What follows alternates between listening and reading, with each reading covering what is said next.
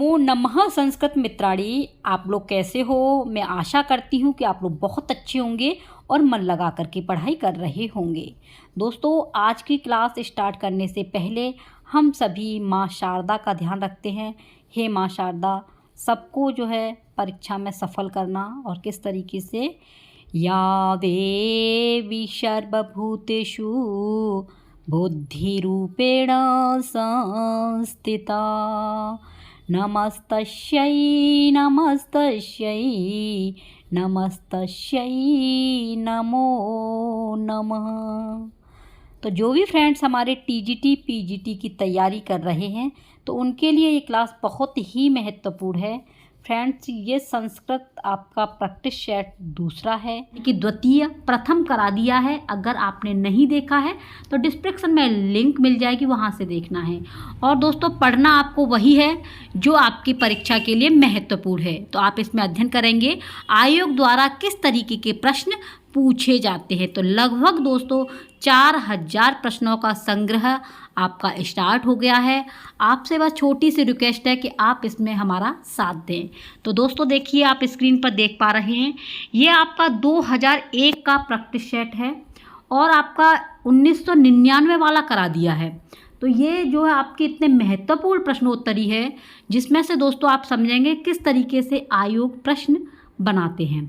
तो आपका पहला प्रश्न है, अभिज्ञान शाकुंतलम में अभिज्ञान शब्द से किसका बोध होता है?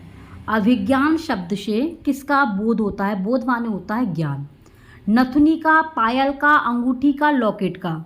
तो देखिए, ना तो नथुनी का होता है, ना पायल का होता है, ना लॉकेट का, ये होता है अंगूठी। क्योंकि राजा दुष्यंत ने शकुंतला को क्या दिया था? अंगूठी। कहा था कि अंगूठी अगर आपके पास में होगी तो मैं जान पाऊंगा कि आप मेरी हो। तो अभिज्ञान से किसका ज्ञान होता है? आपका अंगूठी से होता है। C option is the right. Second है, शकुंतला की सखी कौन थी? तो शकुंतला की सखी देखो, गौतमी, मालविका, उर्वशी, अनुसुईया और प्रियवंदा। अगर आपने डिटेल नहीं पढ़ी है तो फ्रेंड्स संपूर्ण डिटेल डॉक्टर बाबूराम सक्सेना की और आपके साहित्य की करा दी है। आप लोग प्लेलिस्ट से जा कर के देख लेना। अगर आपको नहीं मिलती है तो कमेंट बॉक्स में कमेंट करना। तो इसमें पूछा है शकुंतला की सखी कौन थी? तो सखी कौन थी दोस्तों? अनुसुईया। और प्रियवंदा शकुंतला की प्रिय सखी थी। नेक्स्ट क्वेश्चन है, शकुंतला के साथ राज दरबार तक कौन गई थी? गौतमी, मेनका, अनुसुईया या प्रियवंदा? तो शकुंतला के साथ में राज दरबार तक जो गई थी वो थी गौतमी। ए ऑप्शन बिल्कुल सही है। अगला क्वेश्चन है, अभिज्ञान शाकुंतलम का विदूषक कौन है? विदूषक पूछ रहा है कि विदूषक कौन है? तो विदूषक है आपके मांडव्य, मैत्रेयी, वसंतक, मांडवक नहीं है दोस्तों। आपके मांडव्य जो है अभिज्ञान शाकुंतलम के विदूषक हैं। नेक्स्ट क्वेश्चन है आपका, किसके आग्रह पर शकुंतला के प्रति दुर्वासा के शाप में लघुता आई? इसमें पूछा किसके आग्रह पर, यानी किसने निवेदन किया था शकुंतला के लिए, जिससे जो है दुर्वासा थोड़े से मतलब बिल्कुल लघुता आ गई थी उनके अंदर, या अब मतलब प्रेम भाव आ गया था। तो किसने आग्रह किया था? क्या अनुसुईया ने, कण्व ने, प्रियवंदा ने या गौतमी ने? तो दोस्तों देखिए, लघुता जो आई थी वो प्रियवंदा के कहने से आई थी। तो दुर्वासा से जो आग्रह किया था वो प्रियवंदा ने किया था।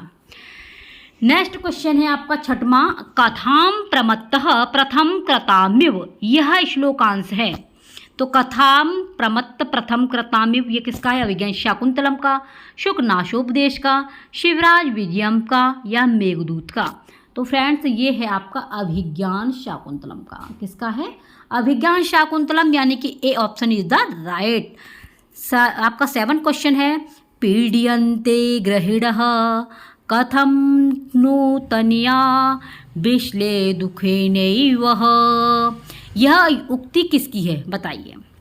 प्रियवंदा की, अनुसुईया की, गौतमी की या आपके कण्व की? तो यह है आपके कण्व की। किसकी है? कण्व की है। आपका ऑप्शन इज द डी बिल्कुल राइट है। नेक्स्ट क्वेश्चन है आपका 8वां, सेयम याति शकुंतला पतिगृहम, इसको आपको पूरा करना है। फिर इन द ब्लैंक दिया गया है तो इसका रिक्त स्थान इसमें भरना है। तो क्या आएगा?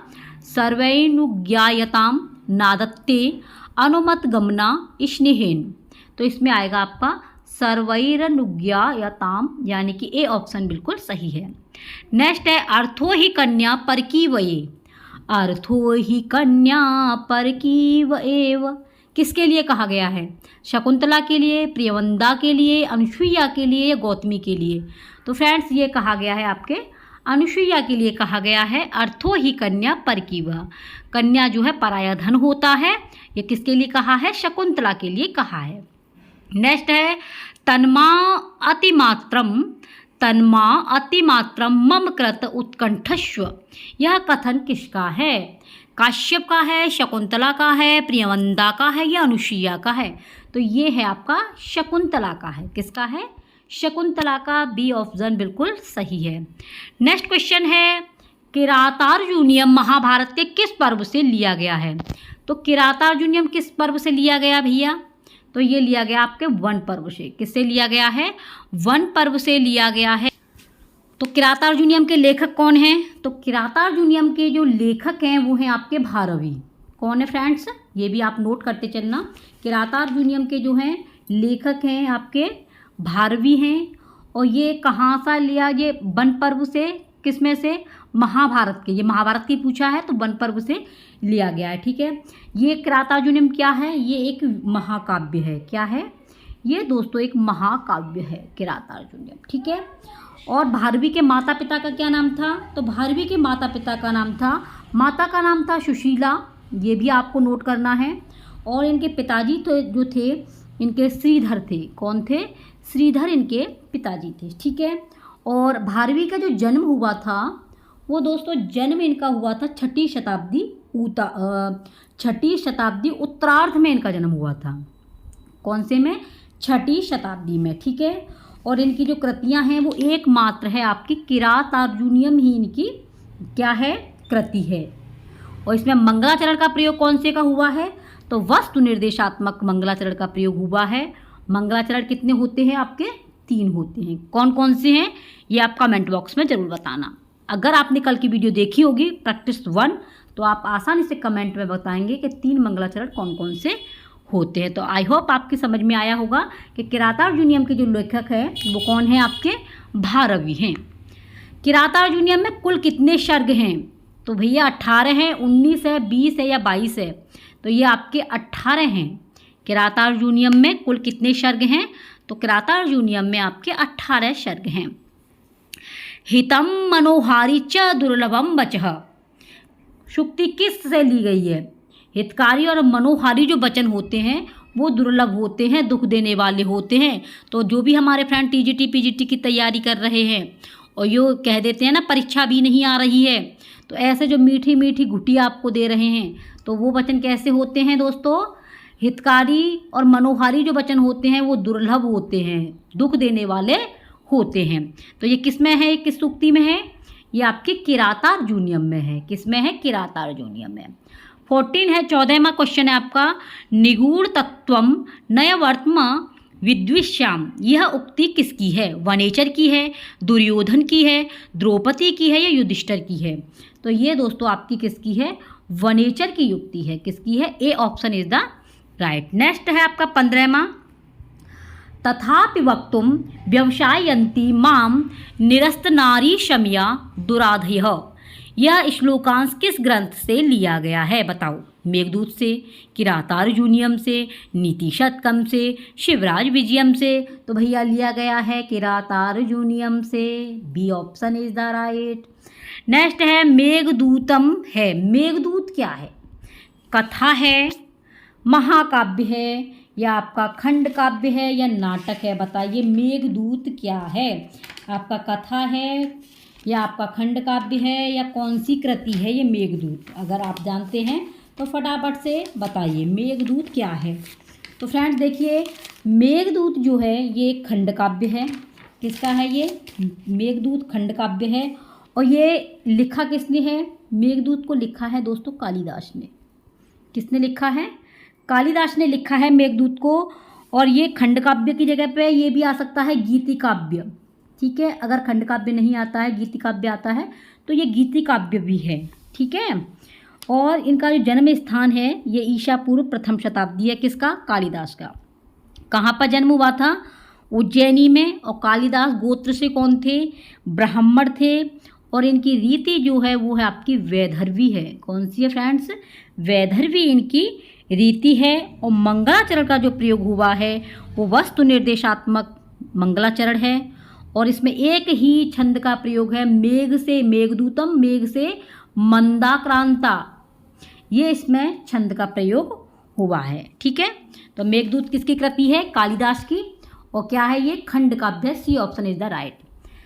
नेक्स्ट है 17वां, मेघदूतम में अभिशप्त यक्ष कहाँ रहता था? बताइए, यक्ष कहाँ पर रहता था? नर्मदा के तट पर, अलकापुरी में, आम्रकूट पर्वत पर, या रामगिरी पर्वत पर? तो फ्रेंड्स, मेघदूत में जो यक्ष है ये कहाँ रहते थे? रामगिरी पर्वत पर रहा करते थे। डी ऑप्शन बिल्कुल सही है।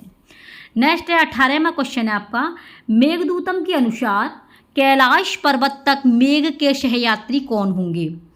तो कैलाश पर्वत तक मेघ के सहयात्री, साथ रह जाने वाले कौन होंगे? राजहंस, बलाका, चातक, नलगिरी। तो ये हैं आपके राजहंस, यानी कि ए ऑप्शन बिल्कुल सही है। नेक्स्ट है कंठाश्लेष प्रणयिनी जने किम पुनर्दूर संस्थे। इसमें जन शब्द का प्रयोग है। जो जन है ये किसका बोधक कराता है? बोधक मतलब ज्ञान का। मेघ का, यक्ष का, राजहंस का या चातक का? तो फ्रेंड्स ये कराता है यक्ष का कराता है। बी ऑप्शन बिल्कुल सही है। 20वां क्वेश्चन है आपका, कालिदास के अनुसार कितने तत्वों की समष्टि से मेघ बनता है? कालिदास के अनुसार जो आपके तत्वों की समष्टि है वो मेघ कितने के बनता है?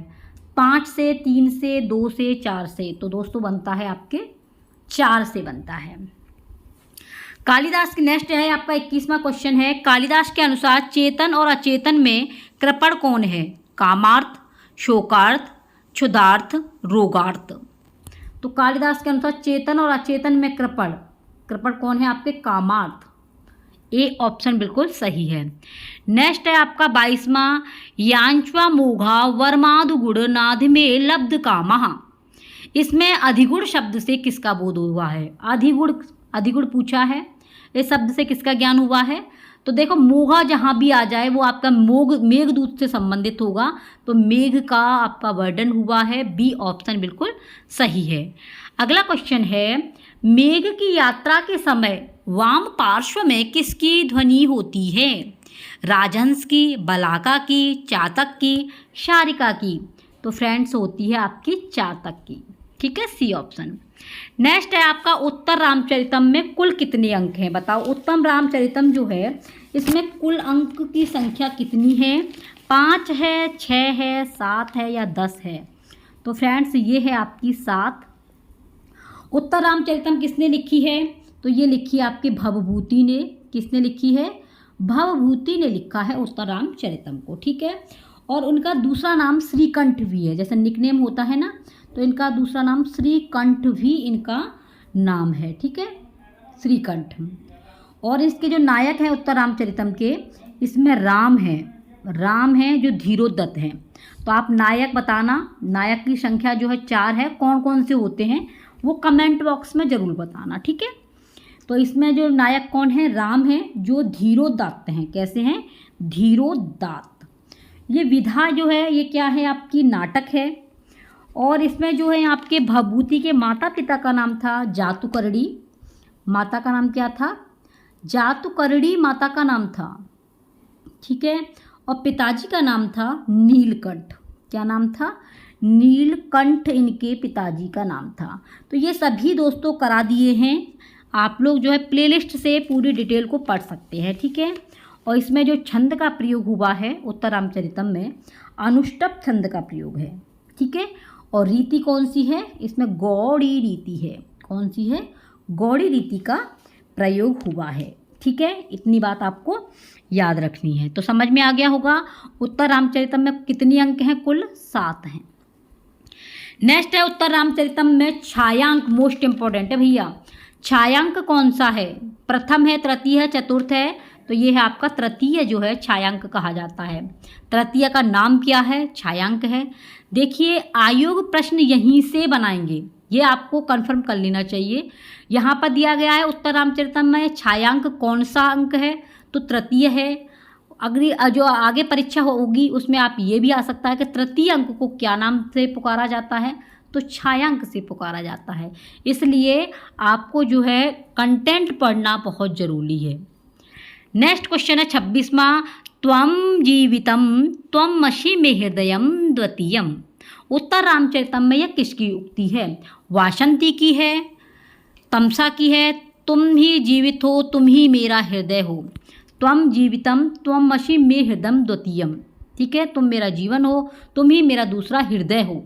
यह उत्तर रामचरितम में किसकी उक्ति है? उत्तर रामचरितम में वासंती की है, तमसा की है, मुरला की है, सीता की है। तो ये भैया आपकी किसकी है? वासंती की है, ठीक है, वासंती, ए ऑप्शन। नेक्स्ट है उत्तर रामचरितम के तृतीय अंक में राम किससे अपनी व्यथा का वर्णन करते हैं? व्यथा माने होता है दुख। तृतीय अंक में राम किससे अपने दुख का वर्णन करते हैं? वासंती से, तमसा से, मुरला से, सीता से। तो दोस्तों ये करते हैं वासंती से, ए ऑप्शन बिल्कुल सही है। नेक्स्ट है पुरोत्पीड़े तटाकस्य परिवाह प्रतिक्रिया में पुरोत्पीड़े शब्द का क्या अर्थ है? बताइए। पुरोत्पीड़े का वाणी, जल वृद्धि, सरोवर या बादल। तो ये है आपकी जल वृद्धि। कौन सा है? जल वृद्धि, यानी कि B option is the right. Next question है आपका 29वां है, तो यशोवा प्रतिहतरयः सेकतम श्वेतमोघः श्लोकांश है। अभिज्ञान शाकुंतलम में, नीति शतकम में, मेघदूतम में या उत्तर रामचरितम में। तो ये है आपका उत्तर रामचरितम, ठीक है। करुण रस प्रधान नाटक है, तो करुण रस प्रधान नाटक कौन सा है? उत्तर रामचरितम, मुद्रा राक्षसम, मालती माधवम या अभिज्ञान शाकुंतलम। तो ये है आपका उत्तर रामचरितम दोस्तों, आपका करुण रस प्रधान है, जो रचना है भवभूति की। किसकी है? भवभूति की रचना है, ठीक है। नेक्स्ट है उत्तर रामचरितम में वर्णित तमसा और मुरला कौन है? तमसा और मुरला दो नदियां हैं या वनदेवियां हैं या सीता की परिचारिका हैं या लवकुश की परिचालिका हैं। तो ये दोस्तों आपकी दो नदियां हैं, ये तमसा और मुरला, ठीक है। अगला क्वेश्चन है आपका 32, करुणस्य मूर्तिरथवा शरीरड़ी विरहव्यध्ये वह वनमेति जानकी। यह कथन किसका है? मुरला का है, सीता का है, राम का है या तमसा का है? तो ये है तमसा का है। किसका है? तमसा का। 33वां क्वेश्चन है, भवभूति किसके आश्रित कवि थे? भवभूति, बताइए भवभूति की कौन सी रचना है? कमेंट बॉक्स में बताना दोस्तों, ठीक है। भवभूति किसके आश्रित कवि थे? यशो वर्मा के, विक्रमादित्य के, हर्षवर्धन के या विष्णुवर्धन के? तो ये थे आपके यशो वर्मा के। किसके थे? यशो वर्मा। नेक्स्ट क्वेश्चन है आपका, शिवराज विजय के लेखक हैं, बताइए शिवराज विजय के लेखक कौन है? अंबिका दत्त व्यास। कौन है? अंबिका दत्त व्यास, ठीक है। नेक्स्ट है बिहार, यानी कि 35 क्वेश्चन है, बिहार संस्कृत संजीवनी समाज की स्थापना किसने की थी? गोविंद दास ने, कुसुमदेव ने, माधव भट्ट ने या अंबिका दत्त व्यास ने? तो ये किया आपकी अंबिका दत्त व्यास ने, ठीक है। और शिवराज विजय क्या है? एक उपन्यास है ऐतिहासिक, ठीक है, उपन्यास है ये शिवराज विजयम अंबिका दत्त का। अगला क्वेश्चन है आपका 36वां प्रश्न है, संस्कृत साहित्य में प्रथम ऐतिहासिक उपन्यास का सौभाग्य किसे प्राप्त है? देखिए आ गया, नवशांक चरित को, शिवराज विजयम को, कादम्बरी को या हर्षचरितम को? तो ये है आपका शिवराज विजय को ऐतिहासिक उपन्यास का सौभाग्य प्राप्त है। अगला है शिवराज विजयम का प्रधान रस कौन सा है? तो शिवराज विजय का प्रधान रस करुण रस है, श्रृंगार रस है, शांत रस है या वीर रस है? तो ये है आपका वीर रस, यानी कि D option is the right. अगला क्वेश्चन है 38वां, शिवराज विजयम की संपूर्ण कथा कितने निश्वासों में विभक्त है? मोस्ट इंपॉर्टेंट है, कंफ्यूज हो जाते हैं फ्रेंड्स इसमें। तो 5 में है, 8 में है या 10 में है या 12 में है? तो ये आपके कितने हैं? निश्वासों में 12 में है। कितने में है? शिवराज विजय की संपूर्ण कथा किस में है? 12 में है। ये आपको याद रखनी है, मोस्ट इम्पॉर्टेंट है। तो शिवराज विजयम जो है ये किसने लिखी है? अंबिका दत्त व्यास ने लिखी है। ऐतिहासिक उपन्यास है, ठीक है। नायक इसके शिवाजी हैं जो धीरोदात्त हैं, ये भी याद रखना है। और इनके पिताजी का नाम था दुर्गादत्त। किसके का? आपके अंबिका दत्त व्यास का। ठीक है। इनका जन्म हुआ था चैत्र शुक्ल अष्टमी संवत को और इनका जो गोत्र है वो पाराशर है और जन्म स्थान इनका राजस्थान है। कहाँ पर है? राजस्थान इनका जन्म है। ठीक है। ये बातें आपको याद रखनी है। गोत्र कौन सा है? पाराशर। ठीक है। तो नेक्स्ट क्वेश्चन है आपका, इसमें हो गए आपके कितने? 12 हैं। ठीक है। जो आपके निश्वासों की संख्या कितनी है? 12 है। और टीजीटी में आपको प्रथम निश्वास को पढ़ना है। किसको पढ़ना है? प्रथम निश्वास को पढ़ना है। नेक्स्ट क्वेश्चन है आपका, शिवराज विजय में किस रीति का आश्रय लिया गया है? गौड़ी, वैदर्भी, पांचाली या इनमें से कोई नहीं? तो लिया गया है पांचाली का। नेक्स्ट क्वेश्चन है, भर्तहरि ने नीति शतकम लिखा है। तो भर्तहरि ने गद्य में लिखा है, छंद में लिखा है या श्लोक में लिखा है? ये आपको बताना है कि भर्तहरि ने किस में लिखा है। ये कितने आपके मतलब गद्य में लिखा है, किस में लिखा है? तो ये लिखा है आपके छंद में। किस में लिखा है? भर्तहरि ने नीति शतकम लिखा है छंद में। तो भर्तहरि की रचना कौन सी है? नीति शतकम है। ठीक है। विधा कौन सी है? ये मुक्तक काव्य है। कौन सा है? मुक्तक काव्य। और इनके माता पिता का नाम, इनका मीणावती और गंधर्वसेन। माता का नाम है मीणावती। ठीक है, लिख लेना मीणावती। मीणावती माता का नाम है और पिता का नाम है गंधर्वसेन। ठीक है, गंधर्वसेन। ये सभी दोस्तों करा दिए हैं, फिर भी मैं आपको बताती चल रही हूँ जिससे आपको दोबारा से याद हो जाए। अगला क्वेश्चन है 41वां है, नीति शतकम में कितने प्रकार के प्राणी बताए गए हैं? 3, 4, 6, 8। तो बताए गए हैं 3 प्रकार के। नीति शतकम किसकी रचना है? ये आपकी भर्तहरि की है। किसकी है? भर्तहरि की। अगला क्वेश्चन है 42वां है, विद्या विहीन पशु। विद्या विहीन पशु, यह उक्ति किस ग्रंथ से ली गई है? तो नीति शतकम से, मेघदूतम से, उत्तरामचरितम से या विज्ञान शाकुंतलम से। विद्या जिसके पास में नहीं है वो पशु है, ऐसी बातें कही गई हैं नीति शतकम में। ए ऑप्शन बिल्कुल सही है। नेक्स्ट है, प्रारब्ध मुक्त मजना न परित्यज्यन्ति। श्लोकांश उद्धृत है मेघदूत से, कादम्बरी से, नीति शतकम से या किरातार्जुनीयम से? ये है आपके नीति शतकम से, यानी कि सी ऑप्शन बिल्कुल सही है। नेक्स्ट है 44वां है, सेवा धर्म परम गहनो योगिनाप्यगम्य। श्लोकांश में परम गहनो का क्या अर्थ है? परम गहनो अत्यंत कठिन, असंगत बोलने वाले, धोखा न देने वाले, लज्जा वाली। तो ये है आपका अत्यंत कठिन। ठीक है, ए ऑप्शन बिल्कुल सही है। नेक्स्ट है, कादम्बरी की कथा है, कल्पना प्रसूत है, रामायण पर आधारित है, महाभारत पर आधारित है या पूर्णतः काल्पनिक है? तो दोस्तों कादम्बरी की जो कथा है वो कल्पना प्रसूत है और कादम्बरी लिखी किसने है? बाणभट्ट ने कादम्बरी को लिखा है। ठीक है। अगला क्वेश्चन है, कादम्बरी में कितने जन्मों की कथा है? तो ये आपके 3 जन्मों की कथा है। कितने की है? 3 की। ये आप सबको पता होगा, इसमें कुछ बताने की आवश्यकता भी नहीं है। नेक्स्ट है आपका ऐश्वर्य तिमिरांधत्वम। यह कथन किस ग्रंथ का है? ठीक है, ऐश्वर्य तिमिरांधकम। जो ऐश्वर्य होता है वो अंधकार से भी अधिक होता है। तो ये किसने कहा है? किस ग्रंथ में है? ये शुकनाशोपदेश में कहा है। ठीक है, शुकनाशोपदेश में, मेघदूत में, नीति शतकम में, किरातार्जुनीयम में नहीं। न मेघदूत में है, न नीति शतकम में, न किरातार्जुनीयम। ये शुकनाशोपदेश में कहा है। ठीक है। अगला क्वेश्चन है, पार्वती परिमय।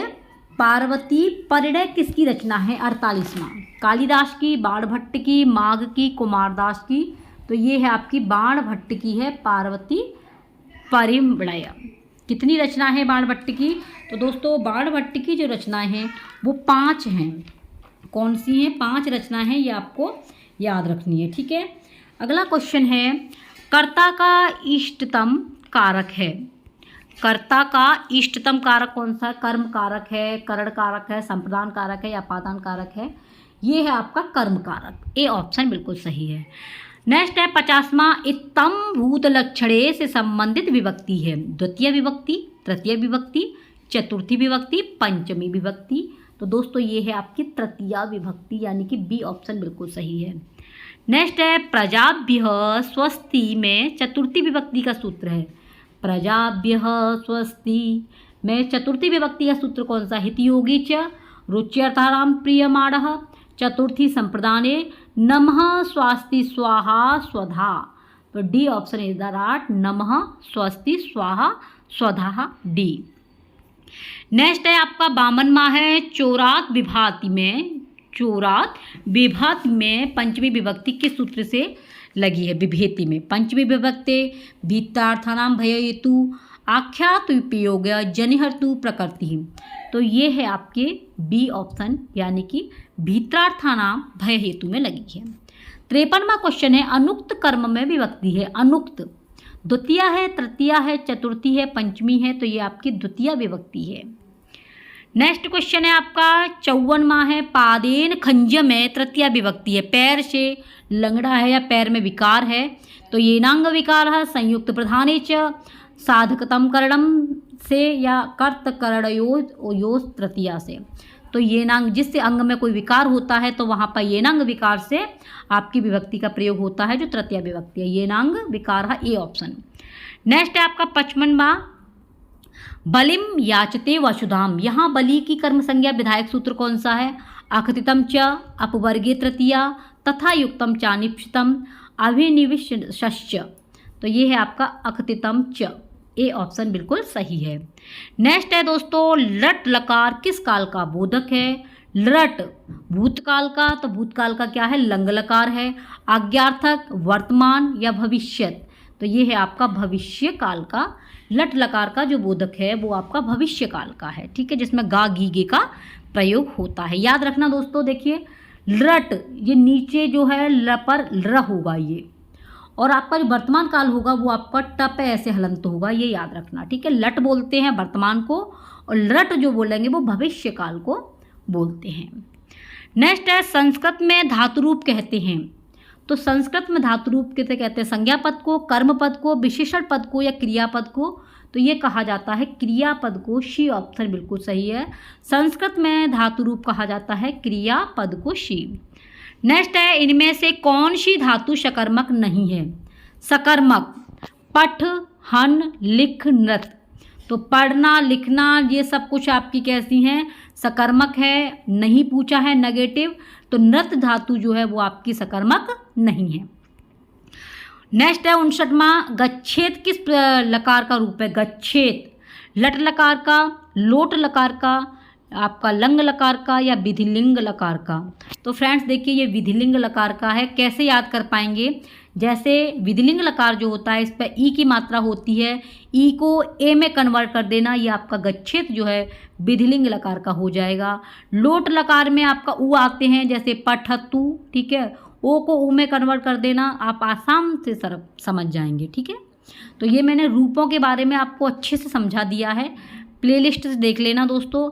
संपूर्ण धातु रूप आप कैसे याद करेंगे वो वीडियो आप पढ़ी हुई है, बहुत ही महत्वपूर्ण है। तो विधिलिंग लकार में गच्छेत का प्रयोग हुआ है, ठीक है। 60वां प्रश्न है आपका भू धातु लट लकार। देखिए पहले प्रश्न को अच्छे से पढ़ो। भू धातु लट लकार प्रथम पुरुष एक वचन का रूप है।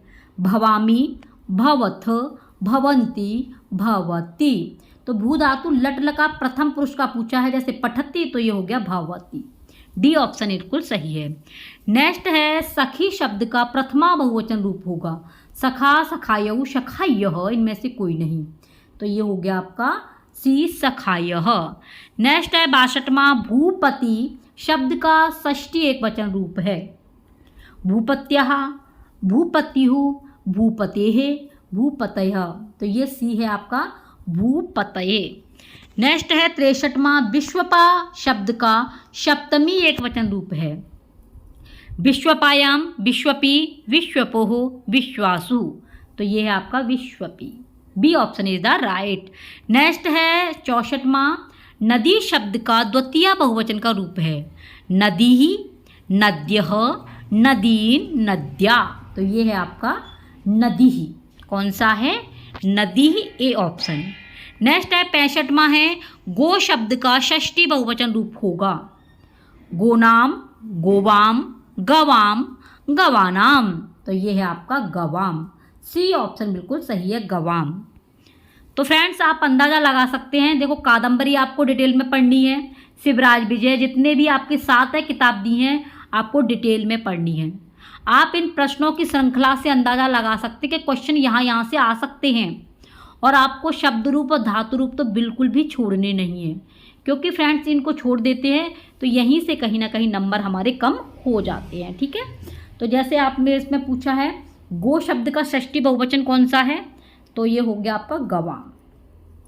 66वां प्रश्न है तत् शब्द का स्त्रीलिंग षष्ठी बहुवचन का रूप है, तेषाम, तस्याम, तासाम, ताशाम। तो ये है आपका तासाम, यानी कि सड़क वाला सा बीच में है, तासाम वो है सही है, और आपके एडमा में हलंत भी है। 67वां है अश्मत शब्द का चतुर्थी बहुवचन रूप में होगा मह्यम, मह्यम, आवाभ्याम, अश्मत या अस्मभ्य। तो ये होगा डी, बहुवचन पूछा है अश्मभ्य, डी ऑप्शन। नेक्स्ट है आपका 68वां युष्म शब्द का षष्ठी एक वचन का रूप है तव, त्वत, युष्मत, युष्माकम। तो ये है आपका तव, ए ऑप्शन बिल्कुल सही है।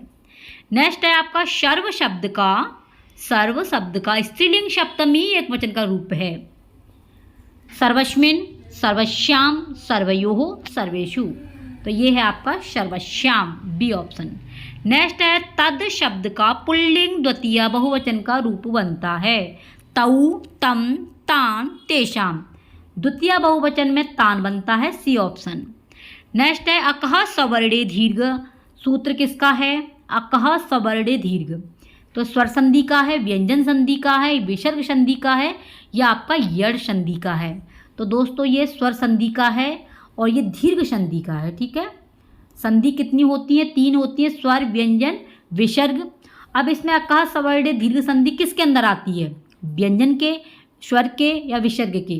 तो ये स्वर के अंदर आती है, और जिसमें अकह सवर्णे दीर्घ वो दीर्घ संधि का सूत्र है, ए ऑप्शन बिल्कुल सही है। नेक्स्ट है आपका 72 पावक का संधि विच्छेद है, प जमा अकह, पो जमा अकह, या पौ जमा अकह, पाव जमा अकह। तो ये है आपका पौ जमा अकह पावक, और ये किस संधि में, किस संधि का है ये, तो ये है अयादि संधि से। किसमें से, अयादि संधि से, और अयादि संधि का सूत्र जो है वो है एचो अय वाया वह।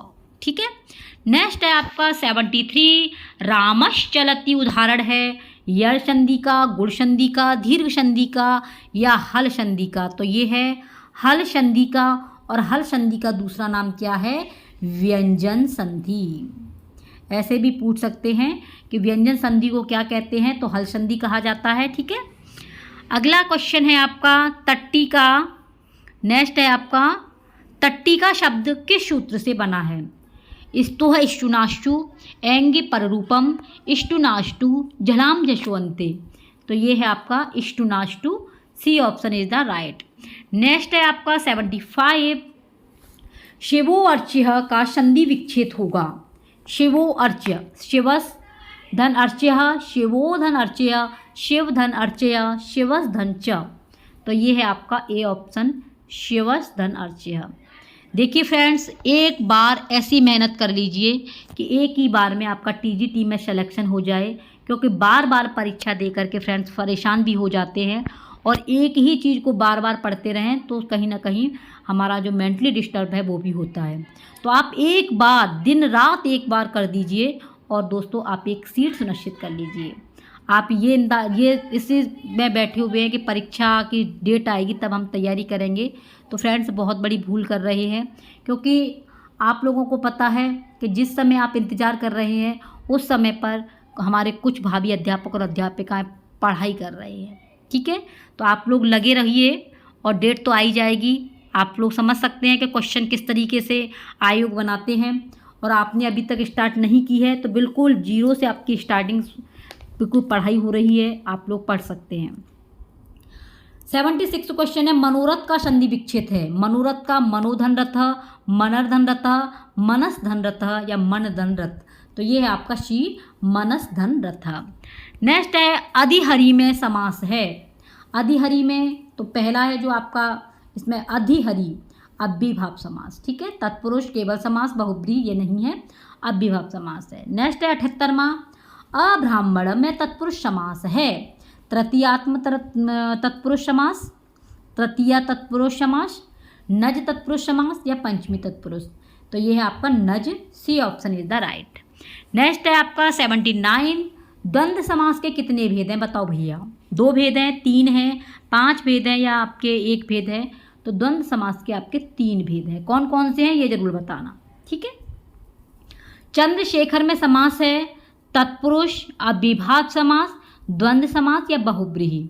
तो तत्पुरुष समास चंद्रशेखर में आपका बहुब्रीहि समास है, सी ऑप्शन बिल्कुल सही है। नेक्स्ट क्वेश्चन है आपका 81वां, धव खदिरऊ, धव खदिरऊ में समास है द्विगु, द्वंद्व, कर्मधारी या तत्पुरुष समास।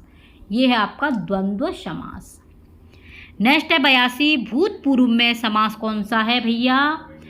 कुगति प्रातः, उपसर्जन पूर्वम, प्राक, कड़रात समास या सहसुपा। तो भूतपूर्व में सहसुपा समास है, डी ऑप्शन बिल्कुल सही है।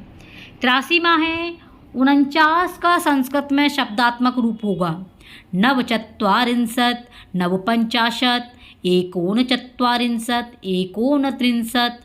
तो नवचत्वारिंशत्, नव माने 9 और चत्वारिंशत् माने 40, तो कुल मिलाकर के हो गया 49। ठीक है, और नवपंचाशत् या बताना कमेंट बॉक्स में, नवचत्वारिंशत् 49। 84वां है 99 को संस्कृत में क्या होगा। 99 को संस्कृत में क्या कहेंगे, नवति, नवनवति, षड्नवति या एकोननवति। तो नवनवति, नवनवति कितना हो गया ये 99। तो बी ऑप्शन बिल्कुल सही है। नेक्स्ट है आपका 85, 33 को संस्कृत में क्या कहेंगे या कैसे लिखेंगे। त्रयोत्रिंशत्, त्रयशति, त्रयंस्त्रिशत् या त्रयोस्त्रिशति। तो ये आपका सी त्रयंस्त्रिशत्, सी ऑप्शन बिल्कुल सही है। तो ये हैं दोस्तों आपके 85 प्रश्न जो टीजीटी में पूछे गए थे। ठीक है, और ये काफ़ी महत्वपूर्ण श्रृंखला आपकी स्टार्ट हुई है। तो फ्रेंड्स आप डेली में क्लास अटेंड किया करें और आप इससे समझ गए होंगे कि किस तरीके से प्रश्न आयोग द्वारा बनते हैं। और दोस्तों देखिए आपने 1999 का जो प्रैक्टिस सेट देखा होगा और अब का जो देखा है, तो धीरे धीरे क्वेश्चनों में चेंजिंग भी होती जा रही है। तो आप लोगों को अच्छे से तैयारी करनी है। और फ्रेंड्स चैनल पर पहली बार विजिट कर रहे हो तो दोस्तों चैनल को सब्सक्राइब कर लेना। ठीक है, और फ्रेंड्स इसे शेयर ज़रूर करना, क्योंकि दोस्तों हमारे भाभी अध्यापक और अध्यापिकाएँ हैं जिन्हें जो काफ़ी नीड है, जिन्हें जो है ये चीज़ें नहीं मिल पाती हैं। तो संस्कृत को आगे बढ़ाने के लिए आप लोगों के सहयोग की आवश्यकता है। तो दोस्तों आपसे छोटी सी रिक्वेस्ट है कि आप इसे शेयर करें जितना हो और इसे सब्सक्राइब करें। और कमेंट बॉक्स में दोस्तों आप अपनी कमेंट ज़रूर छोड़ें कि आपको ये सेशन जो है कैसा लगा, क्योंकि आपकी कमेंट ऊर्जा का स्रोत होती है। और दोस्तों आप अपने जो सुझाव लिखेंगे तो उससे कुछ ना कुछ मोटिवेट होंगी और आपको कुछ नया देने को भी मिलेगा। ठीक है, जहाँ पर सुई काम का आती है वहाँ पर तलवार काम नहीं आती। तो फ्रेंड्स आप अपने विचार ज़रूर इस कमेंट बॉक्स में जो छोड़ें कि आपको आज का सीजन कैसा लगा, जो आपका ये चल रही है आपकी प्रैक्टिस सेट की जो श्रृंखला, ये आपको कैसी लगी। ठीक है, मिलते हैं नेक्स्ट टॉपिक में, नेक्स्ट प्रैक्टिस सेट के साथ में ज़बरदस्त। ठीक है, तो प्लीज़ आप बेल आइकन को ज़रूर बेल करना। टेक केयर, बाय बाय, जय हिंद।